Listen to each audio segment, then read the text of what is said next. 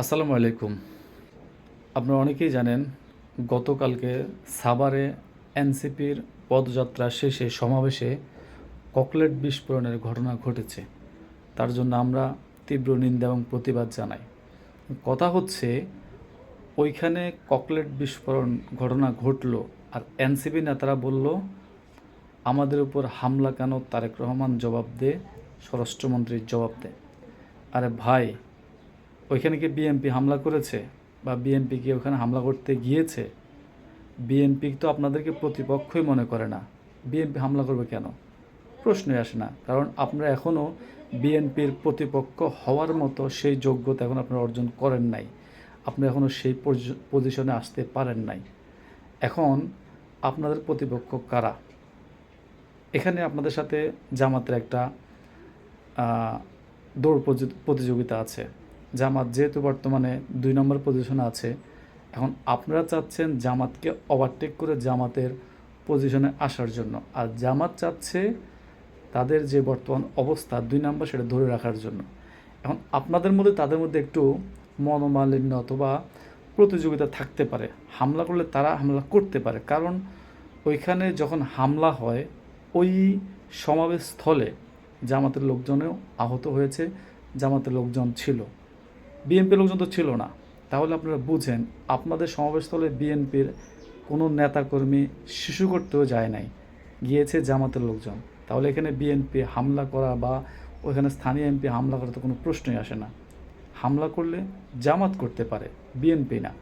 কারণ আপনাদের বর্তমান যে অবস্থা, মানুষ এখন আপনাদেরকে ভালো চোখে দেখে না। ঠিক আছে, 5ই আগস্টের আগে আপনাদেরকে সবাই সম্মান করত, শ্রদ্ধা করত, ভালোবাসত, কিন্তু ইন্টারিম গভর্নমেন্টের সময় আপনাদের বিতর্কিত কর্মকাণ্ডের জন্য আপনারা মানুষের মন থেকে অনেকটাই উঠে গিয়েছেন। এখন আপনারা চেষ্টা করছেন যে আপনারা মানুষের মনে জায়গা করে নিতে পারতেন যদি আপনারা ওই কেলেঙ্কারিগুলোর মধ্যে না জড়াতেন। আপনাদের বিরুদ্ধে অনেক অভিযোগ আছে, টাকা লুণ্ঠন করা, দুর্নীতি, চাঁদাবাজি, মব কালচার, সব অভিযোগ আপনাদের বিরুদ্ধে। এখন আপনারা এই অভিযোগগুলোকে কাটিয়ে উঠতে চেষ্টা করছেন। আদৌ পারবেন কি না জানি না, তবে আপনাদের জন্য শুভকামনা রইল।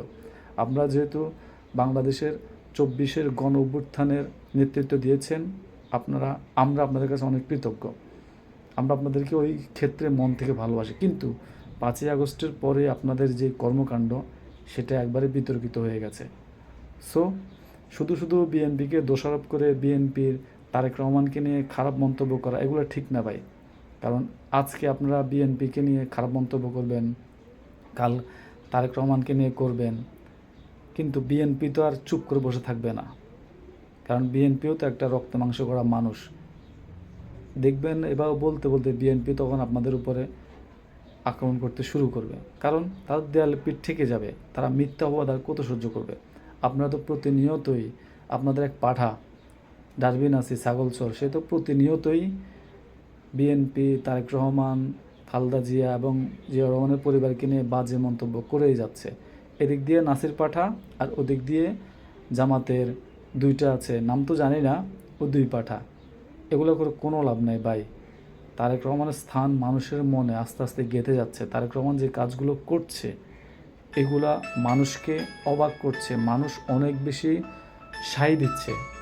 তাই বলবো আপনাদেরকে, আপনারা এ ধরনের নোংরা রাজনীতি থেকে বেরিয়ে আসুন, সুস্থতার রাজনীতি করুন।